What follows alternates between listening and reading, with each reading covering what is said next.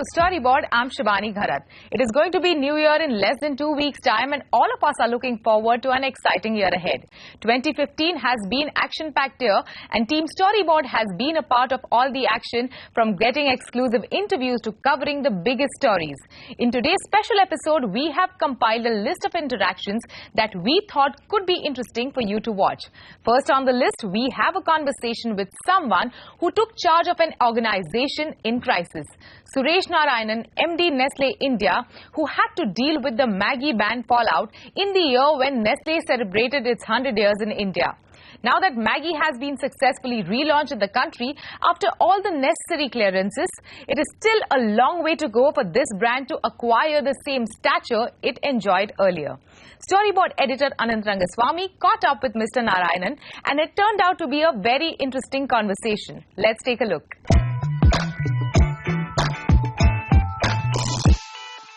Suresh, thank you for talking to us. Thank you, Anand. In the context of recent developments on Maggi, what are the major challenges in communication today? Well, the challenges really are around three areas. They are in the area of clarity. They are in the area of ensuring comprehension.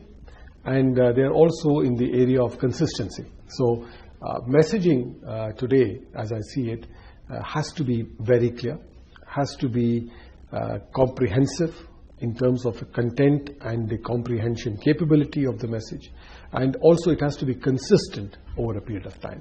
And I believe that because of the multiple media sources of information for the consumer, not the least of them being the digital media, I think these aspects are becoming extremely important under the overarching banner of authenticity. So whatever you say has to be authentic and has to resonate with the consumer, in fact, who is now dictating, who's taking the dialogue themselves. It's no longer marketeers who are giving the dialogue.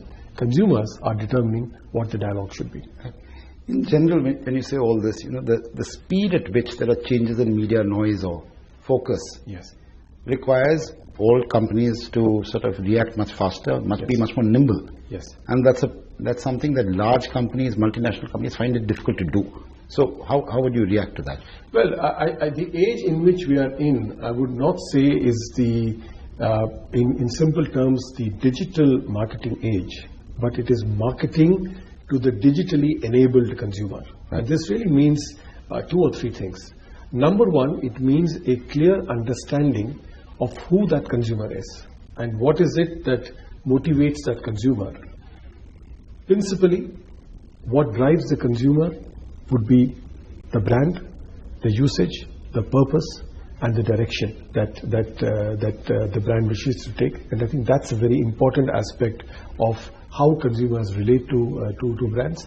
There is also, I believe, a certain degree to move away from purely looking at metrics and looking at matrices and looking at KPIs in a sense of looking at data, to really start becoming more of a social anthropologist in terms of understanding the underlying societal changes that are determining how consumers make brand choices. And I think this needs to be done in real time, which is really the whole process of listening is becoming extremely important. Internalizing that listening in terms of clear and simple narratives, and making those narratives time and time again and evolving them as you go along. I think these have now become extremely important rather than the old days when I was a young marketeer, when it was primarily dependent on quantitative matrices, testing, retesting, and then establishing the platform in terms of the 4 Ps or the 5 Ps and moving forward. Right. Now, when we talk about this context of listening real time and so on and so forth, back to there's a nimbleness that is required and an empowerment that is required, especially in large organizations. You can't wait for a problem to arise and then call for a board meeting and discuss what happens. So, what are those peculiar challenges that you see large companies facing today? Let me, for example, take the example that is now closest to my heart, brand Maggi. And what is it that we are looking at in terms of the platforms of engagement? Firstly, as a company, as Nestle, we have a digital acceleration team, as we call it. This is a team of really of people, young people, who are native to digital, who are listening on behalf of the company to the conversations that are happening online, to the issues that are emanating online, and to the concerns that are coming online in terms of various aspects of the organization and responding to them in real time. That's one part of the process that takes place. Now, this means that there is a lot of empowerment to this team to respond in a manner that is in conjunction with the values and with the spirit of the organization. So therefore, it's not me as a CEO who is going to be determining every single answer, or my management team that's going to be determining every single answer. It's going to be a group of young people who are millennials and who are linking with other millennials and other young people on social media to make that conversation. Secondly, in terms of the whole area of consumer engagement, as a company, we've just launched what I would call a 24/7 consumer engagement platform, which fundamentally means that any time a consumer, any time of the day or night, the consumer gets into a toll-free number and voices his or her concern on any aspect of the brand, or be it on... Isn't that, 1925, a toll-free number? Can't they catch you on Twitter? They can catch me on the site as well. So therefore, there are multiple. So right. It's a number is just one part of the whole exercise. You can talk to me in real time and you can get your answers. I see this not as a service. I in fact see this as a huge opportunity. And I think consumers today are waiting, or are not waiting for organizations to start responding, but they are waiting for organizations to try and reach in manners which is clear, which is consistent, and which is in synchrony with the purpose and with the role that they see the brand playing in their lives. And I think we as marketeers are no longer on that one-way tube where we send out a set of discrete messages orchestrated in a manner that makes sense and hope and pray that the consumer gets it. Today, I think the power has come to a situation where the consumer says, this is what I think your brand stands for, this is what I believe is its purpose, this is what I believe I should be doing with it, this is relevant, this is not relevant. And either you have a brand that becomes a mega brand, or you have a brand that ultimately gets traction. Another brand that made it to the headlines both in India and abroad in a very positive way was Tata Motors. And why not? Tata Motors stunned the world when they presented Lionel Messi as their global brand ambassador for passenger vehicles. The association began with a campaign titled Made of Great, which is based on the platform of having self-belief. But this association made everyone wonder, why Messi? How does he fit the bill better than any Indian celebrity? All these questions get answered as storyboard editor Anant Rangaswamy spoke to Mayank Parekh, President Passenger Vehicles Business Unit, Tata Motors. Let's hear the conversation.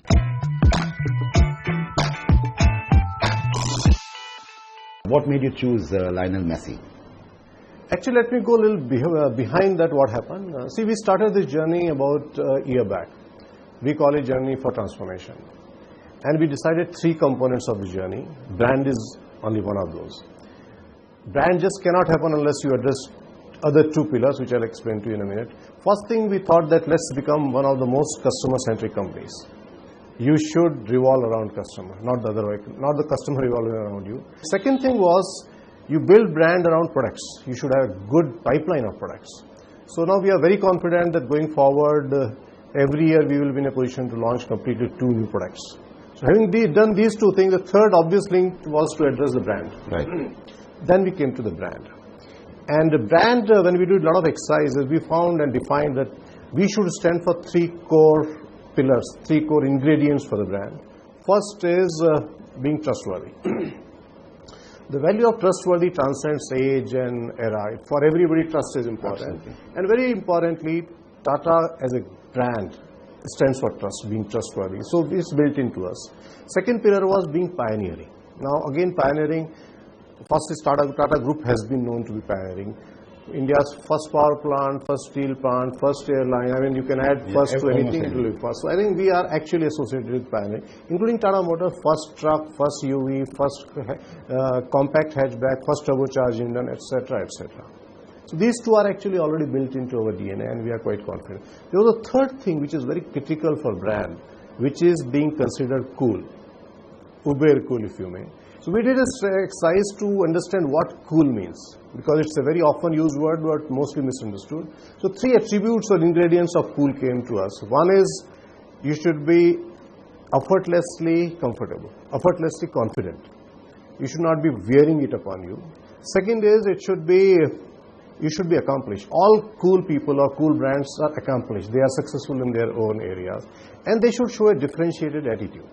So based on these things, we started looking how do we do it. Conventional way would be, sir, to advertise, which is a good way. But we thought to get a leg up, to get a multiplier effect, it's better to associate with a celebrity. Now when we look around celebrity in let's say, a domestic market, what you notice is broadly celebrities are either from Bollywood or from cricket. Right. And most of celebrities are doing more than a dozen campaigns actually. If you open any program, every third campaign will be from same celebrity. Now that was not, we wanted something clutter breaker, which something very pioneering which has not happened in the country ever. Then we started again in getting some insights into the consumer minds. And interestingly, we think came out, and I think I learned a lot in that football is the new cool in India. It's no longer cricket. Cricket people call as desi. A lot of things have happened into overexposed. Right. But football is the new cool, if I may. And in that also, when we check the data, yes, the popularity of ISL, Let's Football, I think that's in a very short time it has become very popular. That also corroborated our research finding. Then we fixed, let's do something with the football. Right. So what led to Lionel Messi? We wanted somebody who is self-confident, who is inspiring, who is innovative. Now when we looked around, I think there was one person who ticked all the boxes. Lionel Messi. He plays for the Barcelona. Now look at him. He comes from a very humble background, from backwaters of Argentina, some small village. He was born with some biological handicaps. He overcame all that. He changed, in fact, literally moved half the planet from Europe to Barcelona, shifted his family and worked. And by sheer hard work, grit and determination, he became the best football ever to play on the earth. This is what we think gels with us. He is great. He's made of great because what drives him from within makes him great. Same is true for us. Tata Motors is a very humble company. Despite accomplishment, despite being its mammoth size, largest automobile company in India, it's by and large a very humble company.